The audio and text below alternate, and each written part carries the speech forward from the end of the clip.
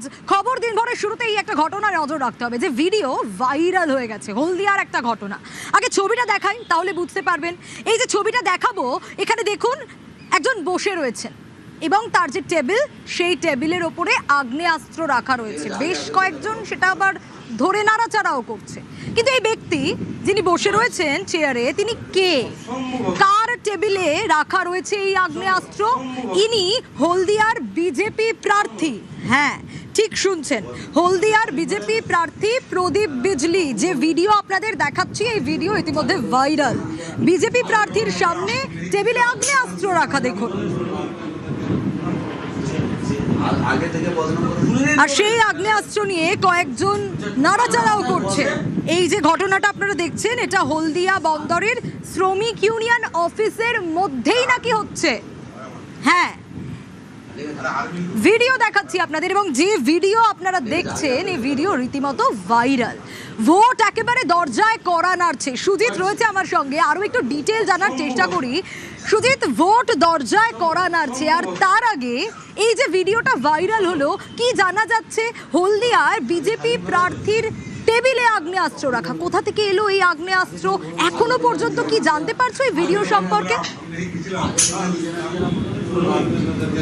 দেখো, আজকেই ভোটের প্রথম দফার একেবারে শেষ বেলায় আজকেই প্রচার শেষ, এবং তুমি জানো আগামী পরশুদিন প্রথম দফার ভোটে পূর্ব মেদিনীপুরেও ভোট আছে, হলদিয়া কেন্দ্রের ভোট। এবং সেই হলদিয়া কেন্দ্রের বিজেপি প্রার্থীর এই ভিডিও রীতিমতো ভাইরাল হয়েছে, যদিও তিনি প্রথম থেকেই জানাচ্ছেন যে এটা একটা কৃত্রিম এআই করা ভিডিও।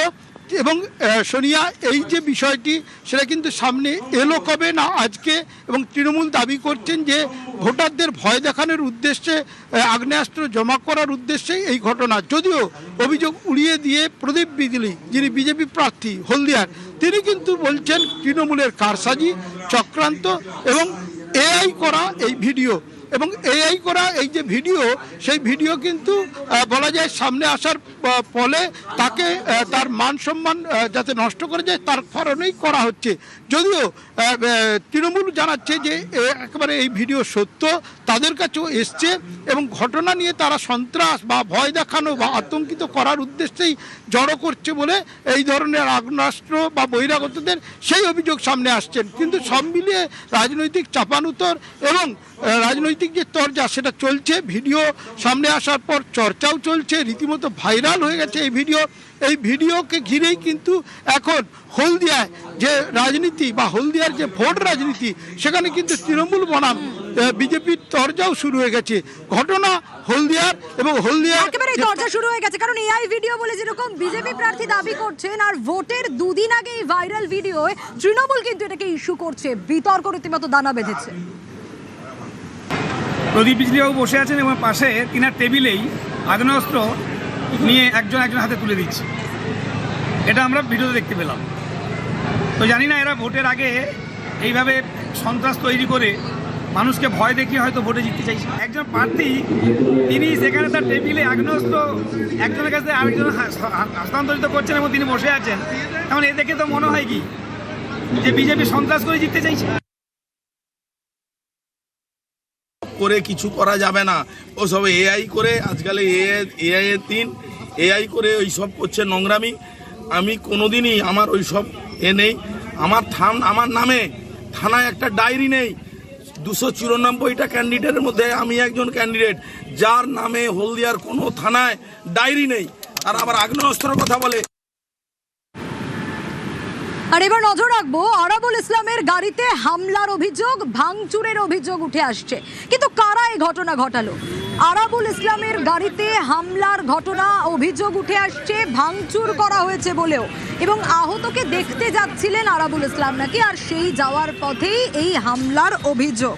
আইএসএফ কর্মীদের মারধরেরও অভিযোগ রয়েছে। কিন্তু কাদের বিরুদ্ধে এই অভিযোগ, কি জানা যাচ্ছে এখনো পর্যন্ত? কল্যাণ রয়েছে আমার সঙ্গে। কল্যাণ, আরাবুল ইসলামের গাড়িতে ভাঙচুর, হামলার এই অভিযোগ, আইএসএফ কর্মীদের মারধরের অভিযোগ, কাদের বিরুদ্ধে অভিযোগ, এখনো পর্যন্ত কি জানা যাচ্ছে?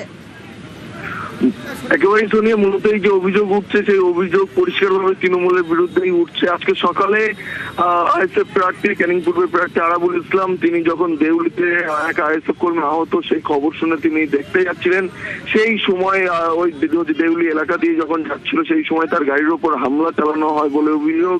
তার গাড়ি লক্ষ্য করে একাধিক ইট ছোড়া হয়, তারই পাশাপাশি তার যে সমস্ত কর্মীরা ছিল তাদেরকে ফেলে বেধড়ক মারধর করা হয়, বেশ কয়েকটি বাইকও ভাঙচুর করা হয় বলে অভিযোগ। এই ঘটনার পর কার্যত পুলিশের তৎপরতায় সেখান থেকে আরাবুল ইসলাম পালিয়ে যে বাসন্তী হাইওয়ের ঘটক পুকুর রয়েছে সেই ঘটক পুকুরে আসে এবং সেখানে এসে অবরোধ করে। তবে এই যে ঘটনা ঘটেছে সেই নিয়ে ইতিমধ্যেই রাজনৈতিক চর্চা শুরু হয়েছে। আইএসএফ এর পক্ষ থেকে বা আরাবুল ইসলামের পক্ষ থেকে যেমন তৃণমূলের উপর দোষারোপ করা হচ্ছে, তারই পাশাপাশি কিন্তু তৃণমূল পাল্টা আরাবুল ইসলামের উপর অভিযোগ করছে কি যে আরাবুল ইসলাম এলাকায় অশান্তি পাকানোর চেষ্টা করছিল, সেই কারণে এলাকার যে সমস্ত মানুষজন ছিল তাদের সঙ্গে বচসা এবং সেই বচসা থেকেই কিন্তু অশান্তির সূত্রপাত বলে দাবি করছেন ক্যানিং পূর্বের বিধায়ক শওকত মোল্লা। তবে এই যে ঘটনা ঘটেছে, ঘটনার পর বিশাল পুলিশ বাহিনী এবং সেন্ট্রাল ফোর্সের কর্মীরা দেউলি এলাকাতে একদিকে যেমন রয়েছে তারই পাশাপাশি যে হচ্ছে বাসন্তী হাইওয়ের ঘটক পুকুরে যেখানে অবরোধ চলছে সেখানে ভাঙড় থানার পুলিশের পাশাপাশি সেন্ট্রাল ফোর্সের একটি বিশাল টিম সেখানে পৌঁছেছে। না, এখনো পর্যন্ত কিন্তু এই ঘটনায় কাউকে আটক বা গ্রেফতার করা হয়নি। আরাবুল ইসলাম কিন্তু এই বাসন্তী হাইওয়ে অবরোধ করে বিক্ষোভ দেখাচ্ছে, সেই কারণেই যারা অভিযুক্ত এই ঘটনায় তাদেরকে দ্রুত গ্রেফতার না করলে এই অবরোধ চলবে বলে জানাচ্ছে আরাবুল। বেশ,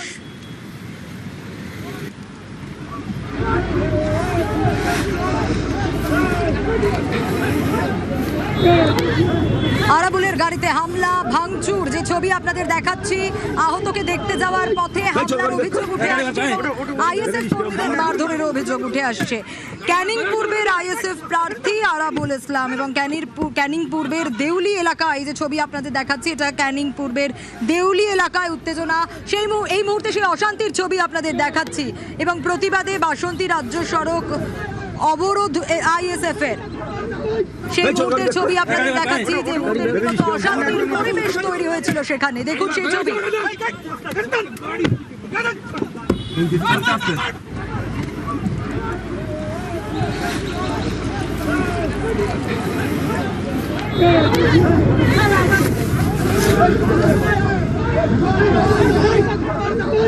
চল গাড়ি ব্যাক কর, গাড়ি ব্যাক ভাই, গাড়ি ব্যাক করে দিস কি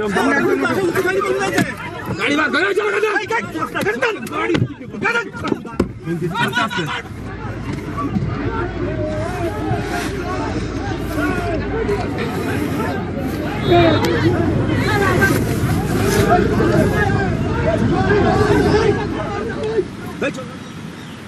ভোট যত এগিয়ে আসছে নেতাদের মুখে ততই গরম গরম কথা শোনা যাচ্ছে। কেন এই কথা বলছি?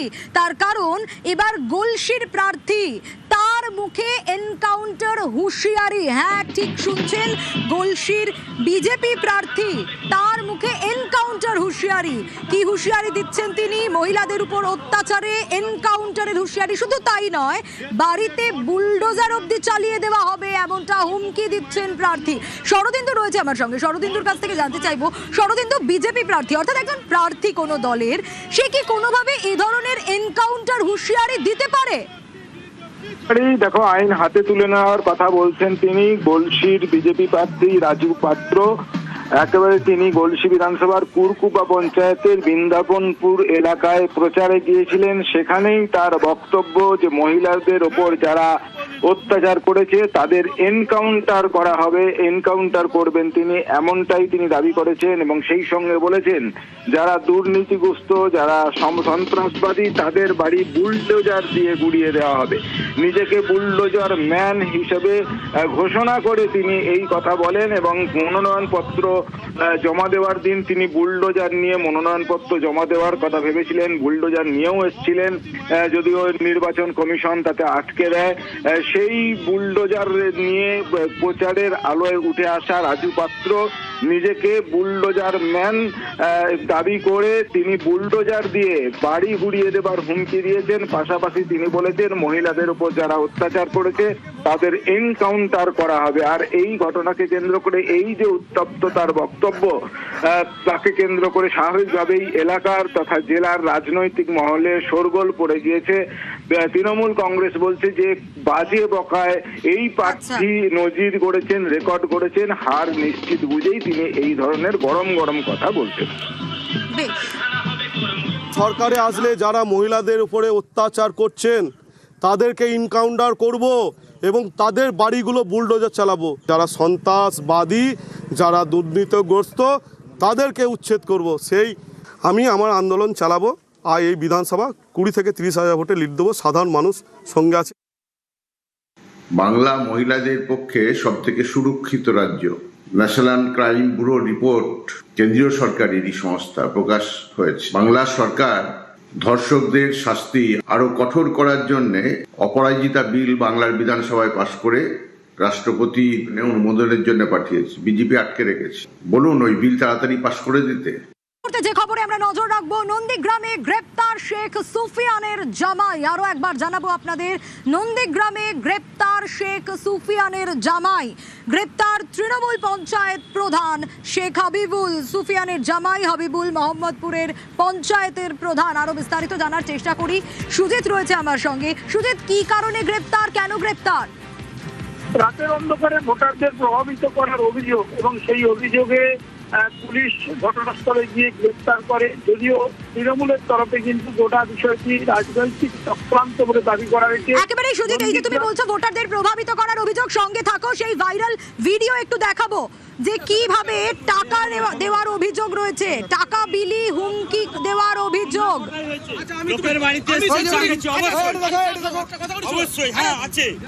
যদিও এই যে ভিডিও আপনারা দেখছেন, এই ভিডিওর এই ছবির সত্যতা যাচাই করেনি নিউজ 18 বাংলা, কিন্তু এই ভিডিওয়ে দেখা যাচ্ছে ভোটারদের টাকা বিলি, সেই অভিযোগও রয়েছে। দেখুন,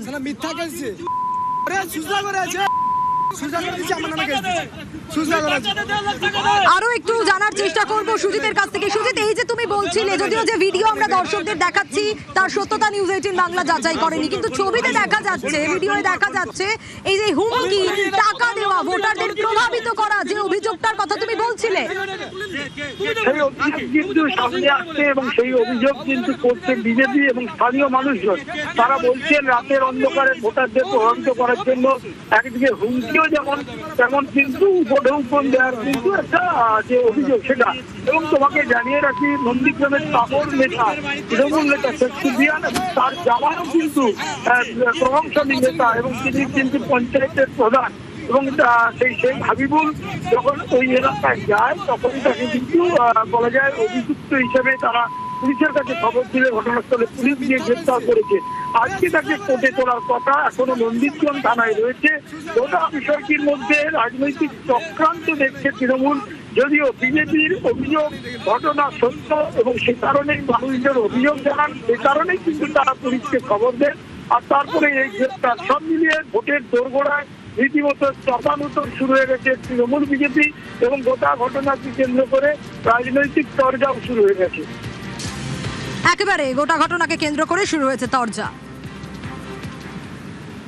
বিজেপি হারবে নন্দীগ্রামে, তাই সুকৌশলে যা যা না করলে নয় সেটা করবে। আমার জামাই পঞ্চায়েতের প্রধান, তার অঞ্চলে সে ভোট প্রচারে গেছিল, মোটরসাইকেলে এসেছিল, তাকে ঘেরিয়ে ধরিয়ে তাকে মার ধর পিটাপিটি, তার সোনার চেন ছিনতাই করে নিচ্ছে। আমার জামাই পুলিশকে ফোন করেছে, পুলিশ রিকভারি করে আমার জামাইকে লোকাবে রেখেছে। তবে যারা মারলো তাদেরকে ধরলো না। হাবিবুর রহমান ওরফে নান্টু হাতে নাতে টাকা সহ ধরা পড়েছে। মহিলাদেরকে বাড়ি বাড়ি গিয়ে টাকার লোভ দেখাচ্ছে, কোথাও আবার শাসানি দিচ্ছে, হুমকি দিচ্ছে বিজেপিকে নয় তৃণমূলকে ভোটটা দিতে হবে। সেখানকার জনগণ এবং মহিলারা তাকে ঘিরে ধরে ফেলে, পুলিশকে খবর দেয়, পুলিশ এসে হাতে নাতে টাকা সহ দুজনকে গ্রেপ্তার করে নিয়ে গেছে। কলকাতা বন্দরে বিজেপির প্রচারে সেই ধুন্ধুমারের ঘটনা এবং ইকবালপুরে যে ধুন্ধুমার পরিস্থিতি তৈরি হয়েছিল, সেই ঘটনায় এখনো পর্যন্ত 9 জনকে গ্রেপ্তার করা সম্ভব হয়েছে। আরো ডিটেল জানার চেষ্টা করবো এই বিষয়ে, শান্ডিকের কাছ থেকে আপডেট নেব। শান্ডিক, ইকবালপুরে তুলকালামের ঘটনায় গ্রেপ্তার করা হলো 9 জনকে, কি জানা যাচ্ছে এখনো পর্যন্ত কোন দলের কতজন রয়েছেন? দেখো সোনি, এই গোটা ঘটনাকে পুলিশ দুটো ভাগে দেখছে। একদিকে যখন হোসেন শাহ রোডে যখন বিজেপির এই প্রচার এবং সেই প্রচারের মধ্যেই তৃণমূল এবং বিজেপির স্লোগানিং, পাল্টা স্লোগানিং, যাকে ঘিরে উত্তেজনা, সেই একটি গোটা ঘটনা, এবং তারপরে বিজেপির প্রতিবাদের নামে ইকবালপুর থানার সামনে এসে তাণ্ডবের ঘটনা, এই দুটো ঘটনাকে কিন্তু আলাদাভাবে পুলিশ মোট 3টি মামলার ভিত্তিতে তদন্ত শুরু করেছে, যার মধ্যে একটি তৃণমূলের দায়ের করা অভিযোগের ভিত্তিতে, একটি বিজেপির দায়ের করা অভিযোগের ভিত্তিতে, অপরটি পুলিশের তরফেই দায়ের করা একটি সুমোটো মামলা। এই 3টি অভিযোগের ভিত্তিতে আপাতত পুলিশ তদন্ত করে মোট 9 জনকে গ্রেফতার করেছে, যার মধ্যে 4 জন তৃণমূল কংগ্রেস সমর্থক এবং বাকি 5 জন বিজেপির সমর্থক। পুলিশের তরফে যেমনটা জানানো হচ্ছে, গতকাল যখন থানার সামনে এই গোটা পরিস্থিতি উত্তপ্ত হয়ে উঠেছিল, তারপরেই ডিসি পোর্টকে সেখানে হেনস্থা করা হয়, তার পাশাপাশি বেশ কিছু পুলিশ কর্মীকে মারধর পর্যন্ত করা হয়, তার পাশাপাশি গাড়ি ভাঙচুর থেকে সরকারি সম্পত্তি নষ্ট করা, এই ধরনের অভিযোগও কিন্তু রয়েছে বিজেপি কর্মী সমর্থকদের বিরুদ্ধে। তার জন্যই মোট 5 জন বিজেপি কর্মী সমর্থককে ইতিমধ্যেই গ্রেফতার করা হয়েছে। আরো বেশ কয়েকজনের খোঁজে ইতিমধ্যেই তল্লাশি চালাচ্ছে কলকাতা পুলিশের ইকবালপুর থানা। আর ইকবালপুরে ধুন্ধুমারে সিইও কে ইমেল বিজেপি প্রার্থীর, হ্যাঁ, নালিশ করা হয়েছে মুখ্য নির্বাচনী আধিকারিককে। আরো বিস্তারিত সান্নিকের কাছ থেকে জানতে চাইবো। সান্নিক, বিজেপি প্রার্থী রাকেশ সিং তিনি অভিযোগও জানিয়েছেন এবং সেখানে এই ইমেলে পুলিশের বিরুদ্ধেও অভিযোগ রয়েছে। তার কি অভিযোগ রয়েছে, কি রয়েছে ইমেলে? একেবারে গতকাল রাতের বেলা যখন এই ঘটনা ঘটে, তার কিছু ঘন্টার মধ্যেই গতকাল মধ্যরাতেই রাজ্যের মুখ্য নির্বাচনী আধিকারিককে ইমেল মারফত অভিযোগ জানান কলকাতা বন্দরের যিনি বিজেপি প্রার্থী রাকেশ সিং, এবং তিনি সেই অভিযোগে স্পষ্টতই গোটা ঘটনা বিবৃতি আকারে তিনি যেমন দিয়েছেন, তার পাশাপাশি সেখানে ইকবালপুর থানার ওসি এবং পাশাপাশি যিনি কোর্টের ডিসি রয়েছেন, তাদের প্রত্যেকের অপসারণের দাবি তিনি তুলেছেন তার এই অভিযোগের মধ্যেই। স্বভাবতই উঠছে যে এই গোটা ঘটনার পরে কমিশন কি পদক্ষেপ নেয়, সেই দিকেই প্রত্যেকের নজর থাকবে আমাদের। একেবারে সান্নিক, এবং গতকাল ঠিক কি ঘটেছিল সেই বিষয়টা একটু জানাই। রীতিমতো হেনস্থার অভিযোগও ছিল, ডিসি পোর্টকে হেনস্থার অভিযোগ ছিল, এবং ইকবালপুরে এই যে ধুন্ধুমারের ঘটনা, যে ধুন্ধুমার পরিস্থিতি বিজেপির প্রচারে তৈরি হয়েছিল, সেই সময়কার ছবি আপনাদের দেখাচ্ছি।